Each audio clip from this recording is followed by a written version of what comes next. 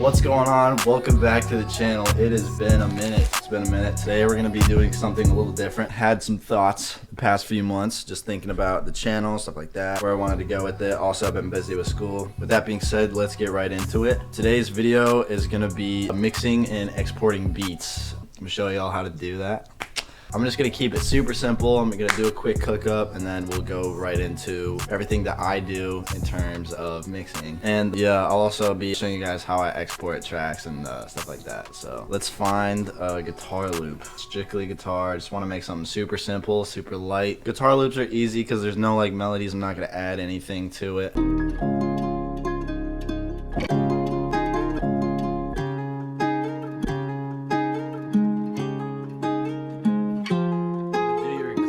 Your classic trap beat. This is like a fresco trey type beat. Your classic internet money. Internet money!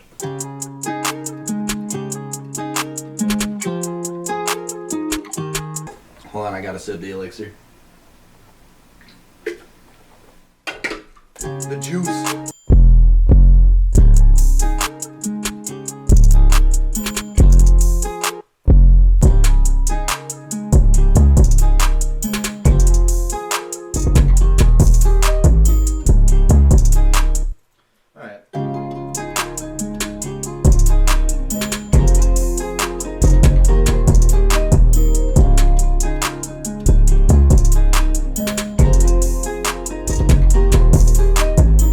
And that is pretty much the beat, so I'm gonna go lay this out, put the tag in there, do a couple sweeps just to finish it off. This beat's fire. Alright, now let's actually get into the meat of the video. So I just whipped up the beat, it's pretty fire, here's what it sounds like.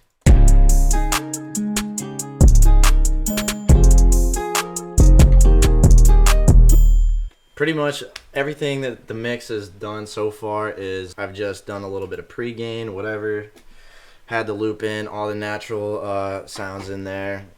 Everything's already set up like that. Every time that I go into a project and I open up FL Studio, I make sure that my soft clipper is on first thing always, just so that I can have all my sounds running through that and it doesn't clip, doesn't get too loud. Other than that, the mix that I've already done sounds pretty good. If you have good drum sounds, that's really all you need. So yeah, I just made sure to cop the right kits, get the right sounds in there, and pretty much just did like a little rough leveling mix on the side. Level it out to the point where you think it sounds good and then work from there. Alright, so the first thing that I'll do is I'll go to my patterns, make sure to get every clip in there. Quick hotkey. Go to the master fader once everything is clicked in. Hotkey is Command Shift L, loads everything up, names it, whatever the name of the thing was, whatever. So next thing you want to do is you want to have your fader levels right. It's one of the biggest things. A lot of people just like buzz over it, like, oh yeah, it's fine. Let me just leave it at that, and then let me just EQ and compress the shit out of it, and that'll fix it. Now you want to make sure that you're getting your fader levels right. I like to mix in mono. Like when I first start my mix to get my fader levels right, I always put this all the way to stereo separation, 100% merged, which means it's in mono. The reason for this is just to get levels right. You don't really need to hear stereo because sometimes stereo can throw you off. Because if you're in mono and then you throw it back into stereo, everything will be laid out in the stereo field perfectly. And then you can adjust pans and stuff like that.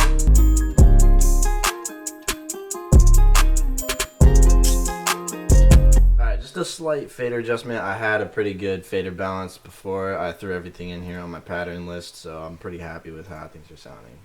So, next thing that is next. The next thing that is next is going to be pan. Alright, the next thing is going to be pan. You want to make sure you get your pans right. If you have like different perks, different elements of the guitars, stuff like that, you want to make sure your pans are right. This is where I go back in the stereo. Everything's laid out nice. I mean, the guitar loops are super easy because if you have, like, they'll already give you a good pan.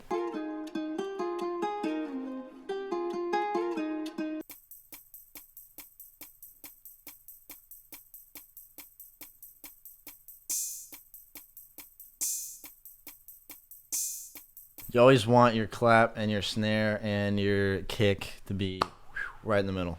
Always. If you have more than one hi-hat, I'd typically pan those too, but other than that, I mean, this is really super light and simple. There's nothing really to pan here. Pan that just a little bit more. other than that, that sounds really good. I fuck with that a lot. So after pan, the next thing that you want to do is EQ. You want to make sure that you get your EQs. This is going to be like your high pass, low pass filters, notches, do all your shaping. It's everybody's favorite plugin. Pull up the EQ too. I'll get the 3 bands, this one, and just cut out all the lows. Just cut a bit of that low end out. Make sure you can still hear it. But yeah, no, we don't need any low end right there. The reason why you want to cut your low end out is because that 808 needs to breathe. So we're just gonna do that. There we go. Just let it breathe a little bit. Cut it back to a good level. That's all you need to do.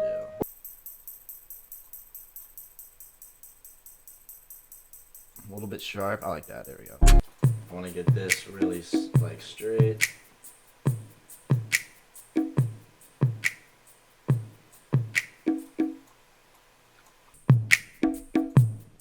Something like that. And then yeah, so pretty much shaping, make sure you get everything to where you like it. Cut out some lows just so that you can give some breathing room, and then come out, you know, do whatever to the highs. Next thing you want to do is like compression. I'll usually always go into, this is where I always do like the kick and the bass, like the 808s. This guy needs to be either compressed or like, you guys know what I like to do with my 808s. I like to put a little bit of fast distort, put the threshold, mess with this. And then the next thing you can do is like either do some side chaining, stuff like that. By the way, I'm just gonna buzz through this because it's super simple, super easy. It's nothing too complicated. You guys don't need to overthink any of this. You don't even need to do this, really. This is just like something that you can do. So this looks like to be the melody that comes through the most, and I want to side chain it to the kick. Sometimes you can side chain your kick to the 808, but you want to side chain your kick. So I'll go here, go side chain to this track after you left click it. You want to pull up your, if you have Kickstart, do that, but we're just going to use stock plugins. So you want to go to your Fruity limiter, go over to the compression side chain 1, kick punch, and then start your side chain. By the way, you can look at all your parameters in the top left corner. You want to make sure that your threshold is around like 4, 3 maybe. I'll turn my release down just so it gets like a slight squeeze, nothing too crazy. And you can see what it does too, like with the waveforms. That's why FL is awesome, because it can like show you what it's doing, but you also don't want to look at it too much. You want to kind of hear what it's doing instead of just visually looking at it. Right there, sounds good. You want to make sure you use your ears and don't look at the visual stuff. Like pretty much the biggest thing with mixing is you don't want to look at any of the visual stuff. We're not mixing with our eyes, we're mixing with our ears. Yeah, after you do like a little bit of compression, a little bit of side chain, we can do like a whole video on any one of these like individual stuff. Leave me a comment in the comments below. So a quick shout out as well is it all depends on the genre you're doing. Different genres, you want to really cater to the genre you're doing because every genre sounds different. Next order of business is we're gonna do time-based effects. This is your reverbs, your delays, like that, like your choruses, whatever. Usually you would want to do it through send, but since we're just doing a beat, you don't need to do anything too crazy. Let's just throw a reverb directly on the track. I'm going to use stock plugins this video. I do have Valhalla, but you can use whatever reverb. I'm just going to use stock plugins for the purpose of this video. Alright, that's about, I like that. Turn it down just a little bit. With that.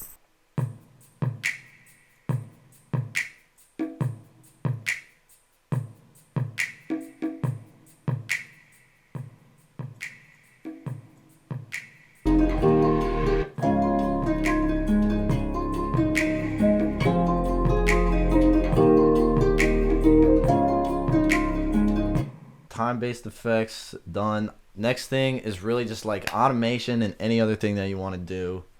Automation is crazy because you can do a lot of stuff with it. For example, what I'm probably going to do is do a filter automation. I'm just going to grab an EQ, do a little quick filter. I'm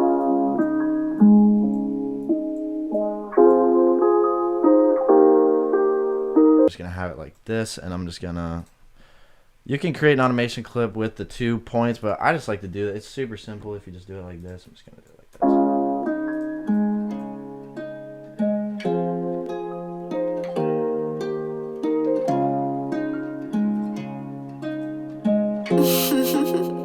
MG.